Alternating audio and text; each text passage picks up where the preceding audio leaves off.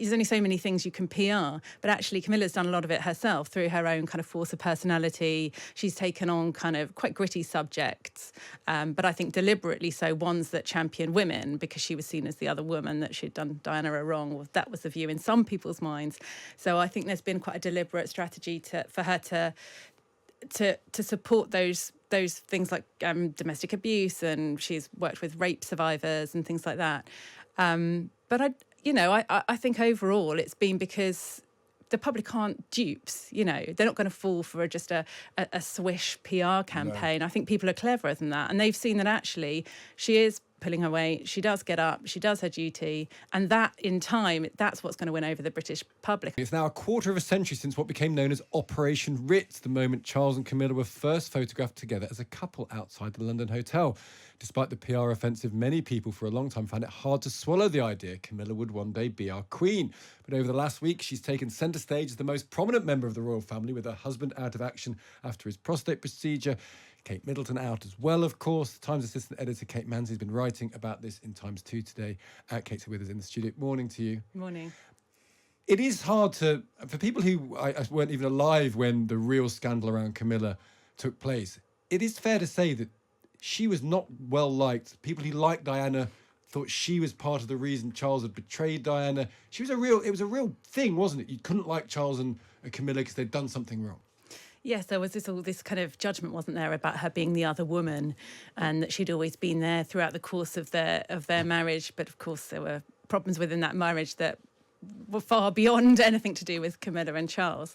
But you're right. I think it's an age thing, isn't it, that a lot of people who lived through that period, and then obviously Diana's very tragic early death. There was lots of blame proportioned to Camilla. But over time, I think people have moved on and seen that she's just really very good for the king. And then who would have thought 25 years after they had their first official picture together at the Ritz, which was obviously very carefully stage managed by clever PR people, that she would actually be, last week we saw her running the most prominent member of the royal family on duty, because we've got Princess of Wales recovering from her operation, the Prince of Wales looking after her, we've got the King recovering from his operation, obviously Harry and Andrew out of the picture.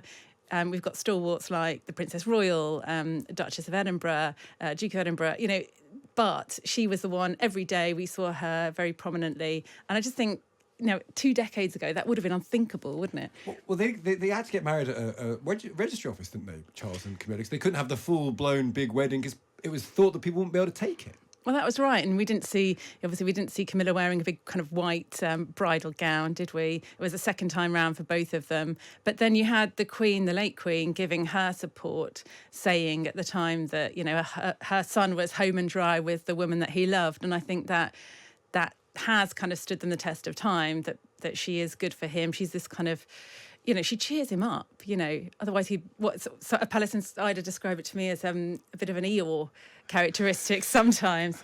And someone said that she's just inherently cheerful, and that when she came into the palace officially at the beginning, they thought, well, how's this going to go? But she won them all over, and they thought, well, if she can win us over, she can win the public over. And that started the beginning of this long kind of very slow build campaign to just improve her reputation, really.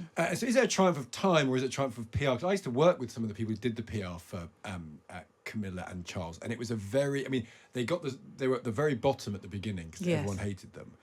But it was a very precise, considered PR plan. So have we been manipulated by PR, or has time proved the great healer? One of those brilliant kind of press secretaries of old said that actually they had very good, it's a hard way to put it, but very good material to work with. There's only so many things you can PR, but actually Camilla's done a lot of it herself through her own kind of force of personality. She's taken on kind of quite gritty subjects, but I think deliberately so, ones that champion women, because she was seen as the other woman, that she'd done Diana a wrong. Well, that was the view in some people's minds.